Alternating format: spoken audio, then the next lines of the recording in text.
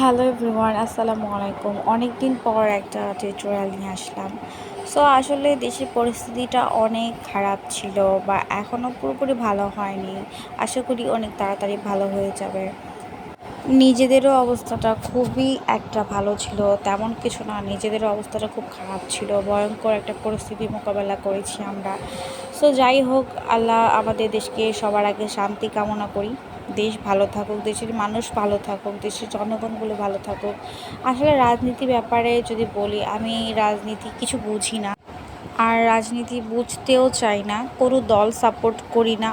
আমি চাই দেশে এমন একজন আসুক যাতে দেশটাকে অনেক সুন্দরভাবে পরিচালনা করে, বা দেশের মানুষ, আমরা যারা সাধারণ জনগণ আছি তারা যাতে একটু শান্তিতে থাকতে পারি।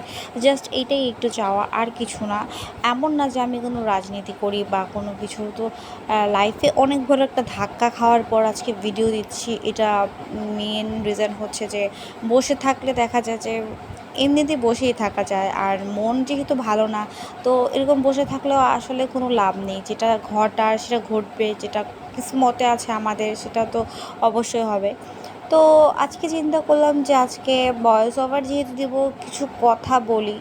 আর মেনলি কথা হচ্ছে যে আমি আসলে আমার লাইফে অনেক বড় একটা ধাক্কা খেয়েছি। আমি, আমার বাচ্চারা, আমার ফ্যামিলি একটা ধাক্কা থেকে উঠে একটা পরিস্থিতি মোকাবেলা করাটা অনেক অনেক কঠিন একটা জিনিস। তারপরেও নিজেকে সামলিয়ে নিয়েছি, আলহামদুলিল্লাহ। আল্লাহ যা করে ভালোর জন্য করে। হয়তো কোনো ভালো কাজ করছি যার কারণে অনেক একটা খারাপ পরিস্থিতি থেকে বেঁচে আসছি।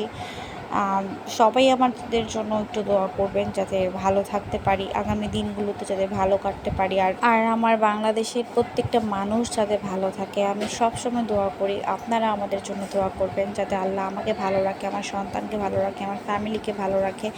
আর সত্য কথা বলতে, আমি কোনো রাজনীতি বুঝি না, বা আমার সাথে অনেক বড় একটা ধাক্কা গেছে। এটা যারা যারা জানো তারা তো জানোই, আর যারা না জানো তারা আমার কথাতেই বুঝে নিতে পারবা যে আমি কি পরিমাণ একটা ধাক্কা, মানে আমার উপরে গেছে, আমার ফ্যামিলির উপরে গেছে।